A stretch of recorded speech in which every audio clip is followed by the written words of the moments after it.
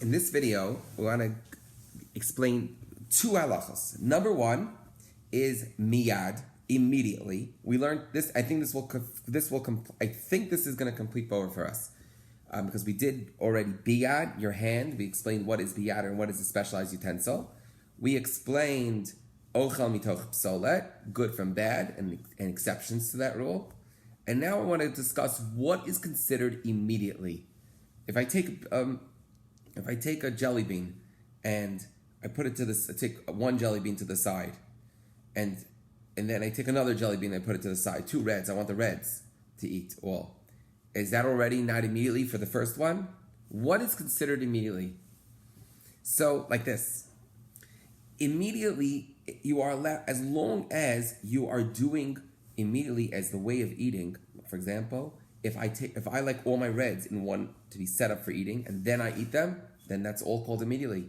Even for that very first red, even though hypothetically I'm sitting there, I'm like, as many as I could eat, I eat, let's say 50 red jelly beans, and it will take me about 5 minutes to separate all the red jelly beans.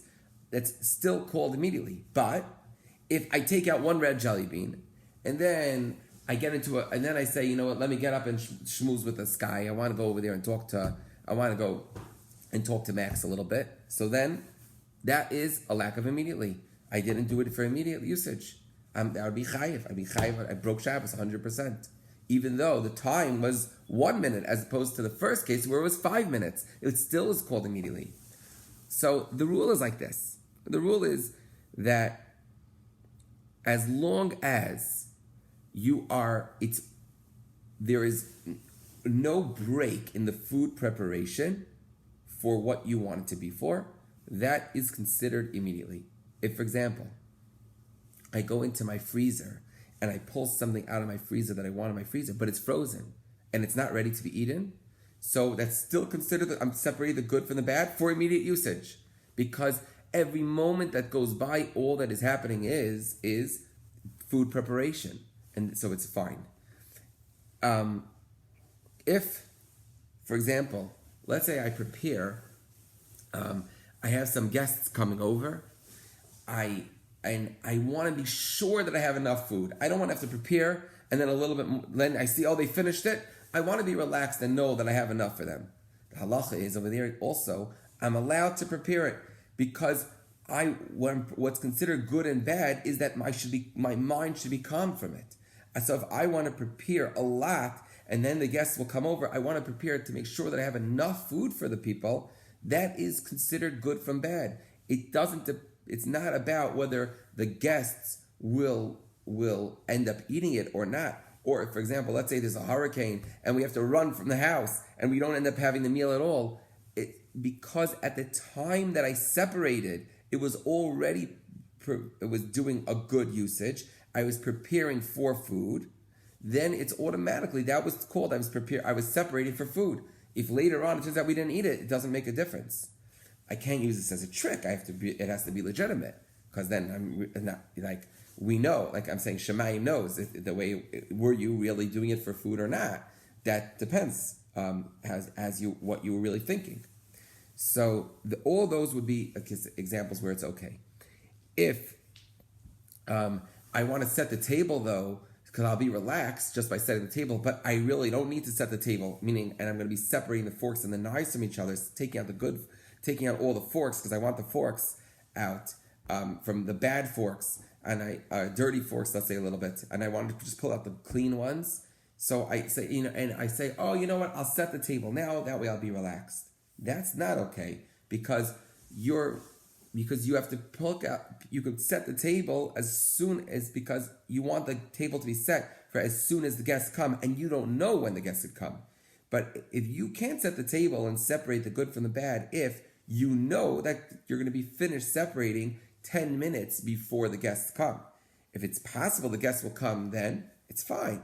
But if you know for sure that the guests are not going to come, they're not supposed to come, they weren't invited for then you're not allowed to separate for them. Okay, that's what's called immediately. Immediately, in other words, is not a fixed amount of time.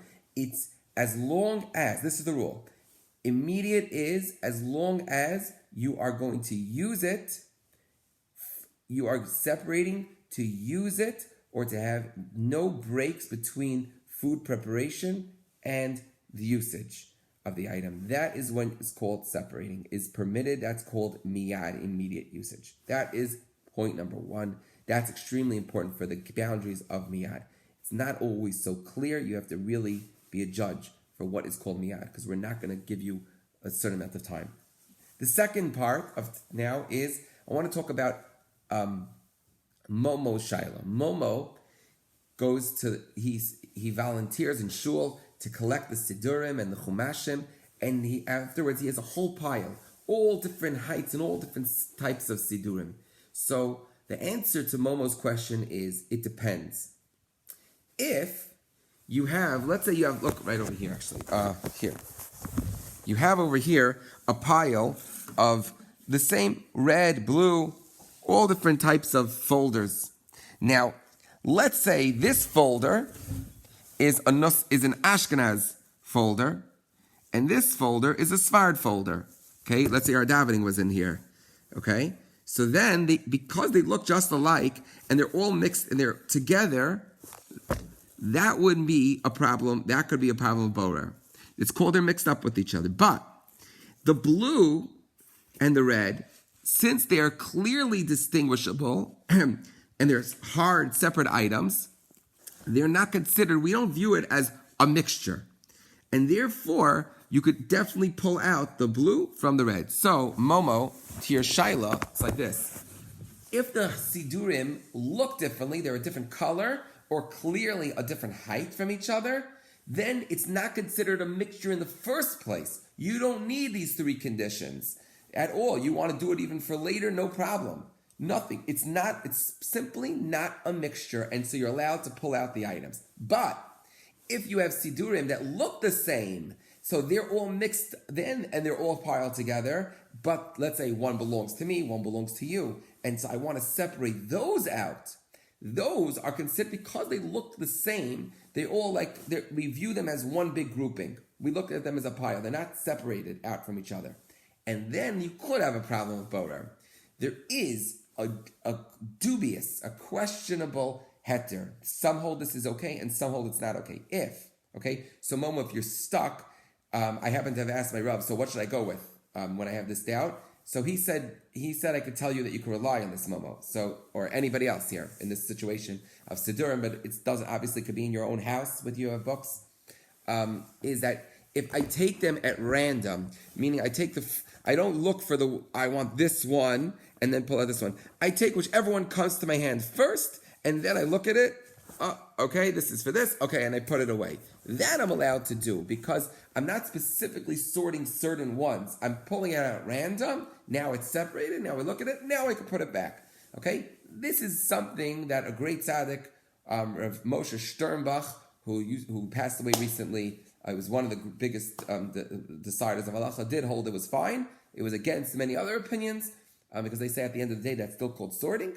But okay, anyways, that's our end.